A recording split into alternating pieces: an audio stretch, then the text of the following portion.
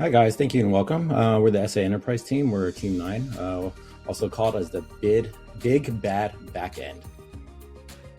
One of the main issues we noticed as SAs in the field is that even though we do have a disaster recovery, it's really hard to show this in a real-life simulation. So what we built out is an app that can showcase that for our customers and for the field SAs.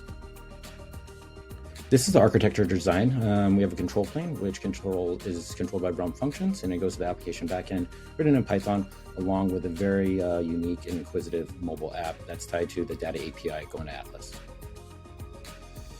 And this goes without saying. We always know that chaos is going to come up, and there is a very strong timeline of AWS outages history, which we're showcasing here. And then for the outage, we trigger that via the realm functions, which goes over to the failover API and signals the route table to fail.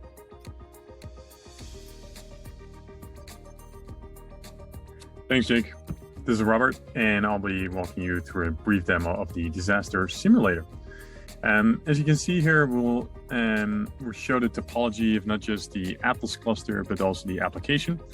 And there's some controls to simulate various types of failure scenarios. And here at the bottom, you can see the direct results that the backend give back on the queries that we're hitting the application with. Now, none of this data is populated yet. That's intentional to kind of show that all of this data is populated dynamically. So let's hit start. And you can see it retrieves the information about the region, if it's a primary or secondary. And you can see the output of the queries that are hitting the app tier. So everything looks good now.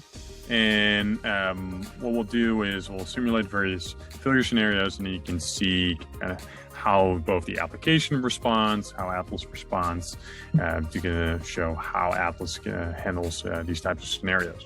So we'll start with an example that most of you are probably familiar with, which is the test failover button in Atlas. It can also be called from the APIs, which is what we'll do here. So what this does, it will step down the primary. So a new primary will be elected, and the process takes multiple minutes. So we're going to speed through that because otherwise it will be like watching paint dry.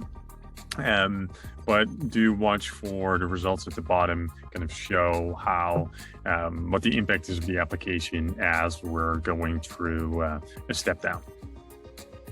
And as you can see now, the primary has shifted towards west.